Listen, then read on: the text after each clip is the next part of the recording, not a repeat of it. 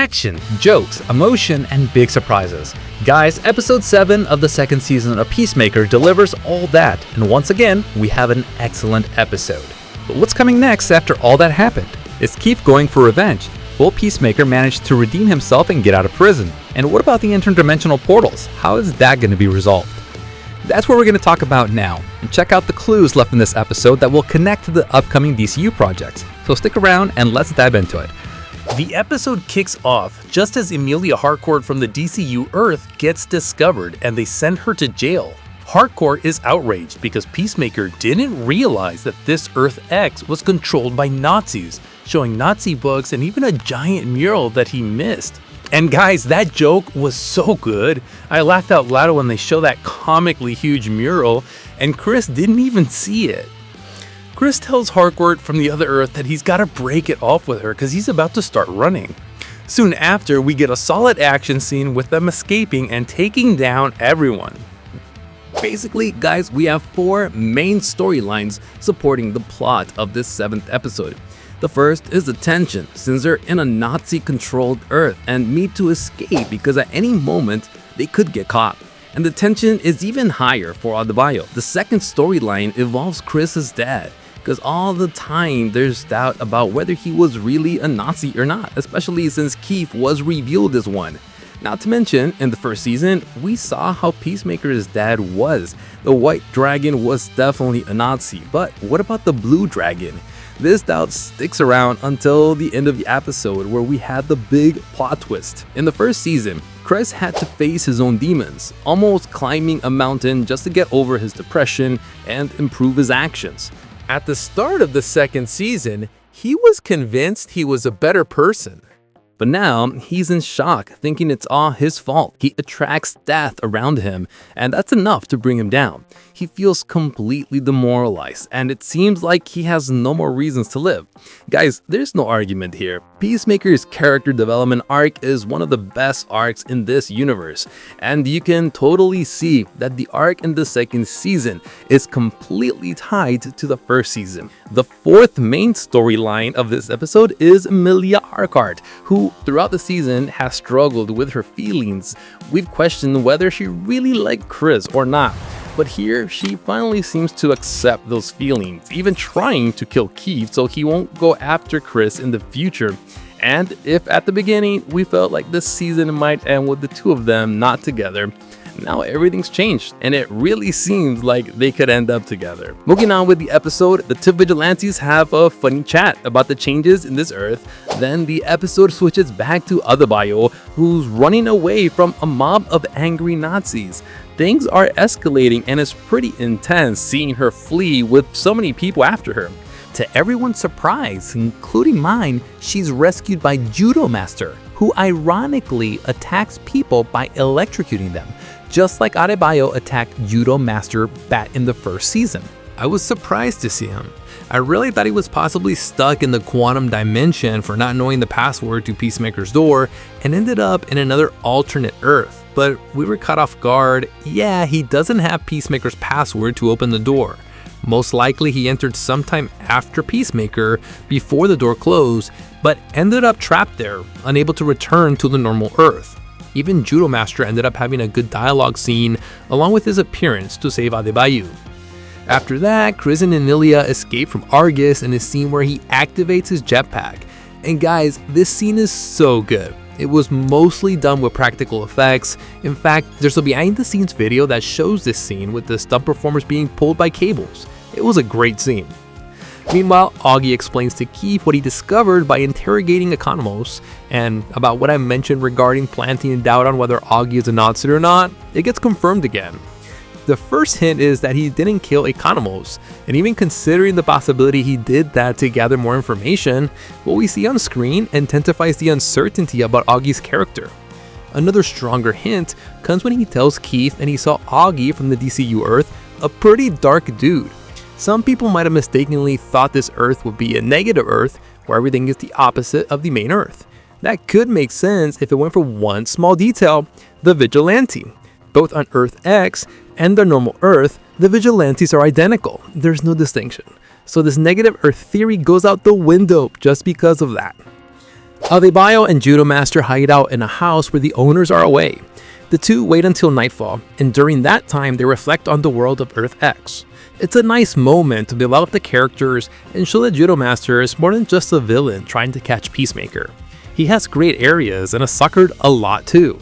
Right here, the character shines more, gaining new layers and becoming someone beyond just a comedic relief villain. Back to Peacemaker, Emilia shows a big gesture by hugging Chris. At the same time, they get cornered by the police and there's no way to escape. However, at that very moment, Keith and Augie show up to rescue them because they can't let Chris spill the beans about the Gordanto portal. The scene is pretty quick, and the only reason Blue Dragon and Keith appear is because if Chris tells the authorities about the dimensional portal, it'll create problems for Augie and Keith. Meanwhile, on the main Earth, the cameo of the episode is finally revealed: Sidney Harperson. Just like we mentioned in the video for the previous episode, he's the one who shows up to locate the dimensional portal, which is currently at Vigilante's place. Harperson is Lex Luthor's assistant from the Superman movie, meaning the guy responsible for opening the dimensional portals. Also, this episode's operational base is the same one Luthor used in that movie. Even though Sidney is really smart, he's submissive to Luthor. He doesn't even try to negotiate for a reduced sentence, showing the stark difference between the two characters. Luthor negotiated in the previous episode and managed to get transferred to another prison, while Sidney just gave in easily. Quickly, Sidney figures out where the portal is and reveals that this portal from Peacemaker is stable, unlike Luthor's portal in Superman. This might be the most crucial information concerning the DCU. The teaser for episode 8 has already made it clear that the focus will be on visiting several dimensions, kind of like a vibe from Monsters Inc., and it's very likely this will bring forth some serious consequences to be resolved in Man of Tomorrow. From this idea, a bunch of theories are possible, from alien invading to it attracting a major villain like Brainiac. At Peacemaker's mansion on Earth X, Chris comes clean and reveals that he really did end up killing the other Chris, but it was all an accident. Augie seems understanding, while Keith is aggressive and wants revenge for what happened to his brother. However, at this moment, the police show up, and we get another cameo from the cop, Larry Fitzgibbon.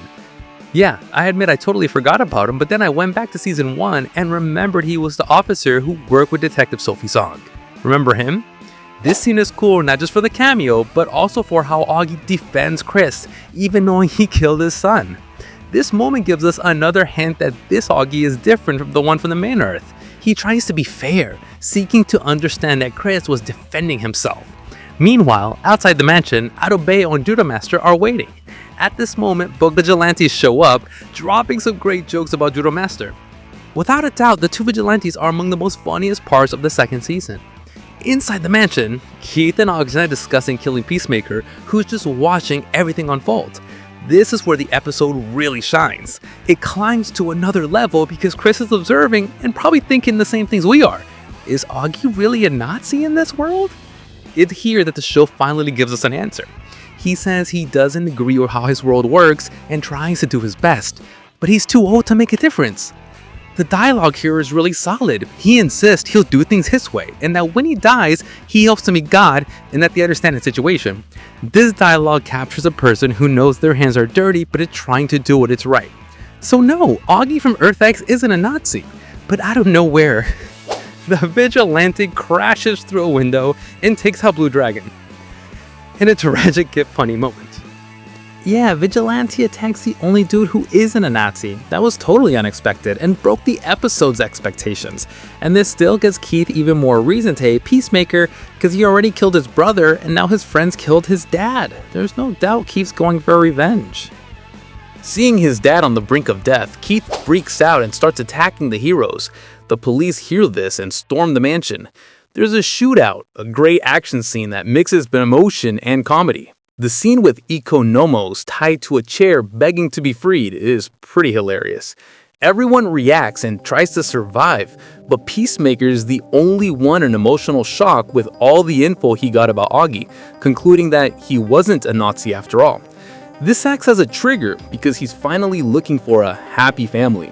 He finds this so-called happy family and goes on a total emotional roller coaster, discovering the world is Nazi-led. Keith nearly kills Chris, but he's saved by his friends.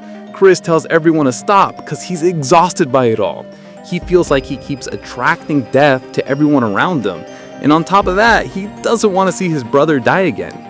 This moment brings a huge trigger, reminding him of when he had to kill his brother on the main Earth, something he definitely didn't want to do again.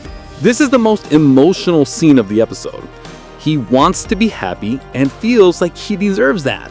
When he realizes he can't be happy, he sees that things always go wrong and comes to the conclusion that the problems aren't around him, they're in himself.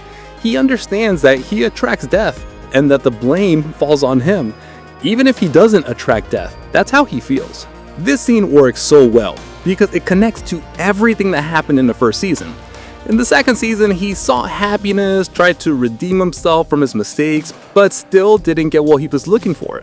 He feels like he's hit rock bottom again. The group finally escapes, but before Amelia says she's gonna kill Keith, she can't go through with it because a cop shows up right after.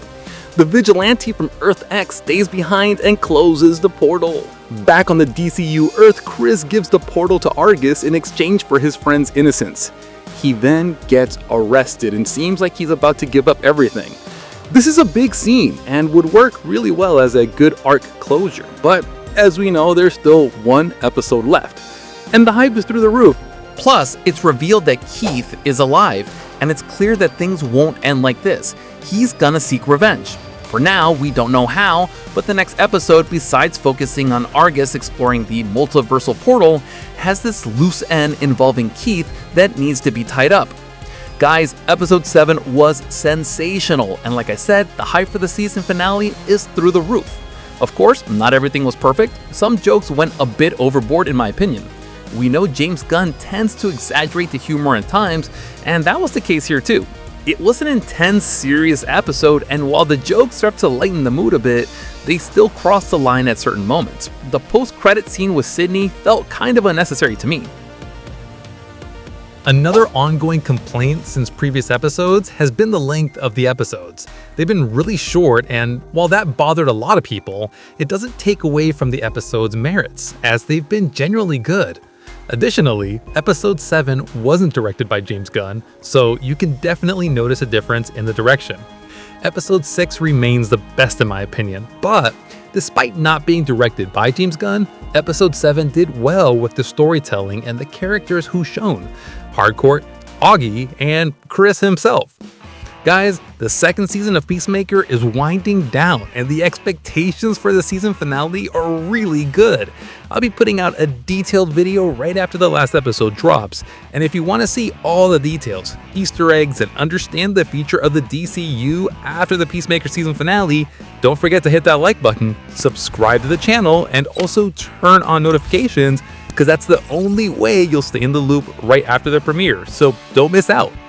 Write in the comments your thoughts on this episode and what your expectations are for episode 8. Thanks so much for hanging out in this video, and if you need to catch up on every detail from the second season of Peacemaker, click on that playlist popping up now for you. I'm signing off here, and I'll see you soon.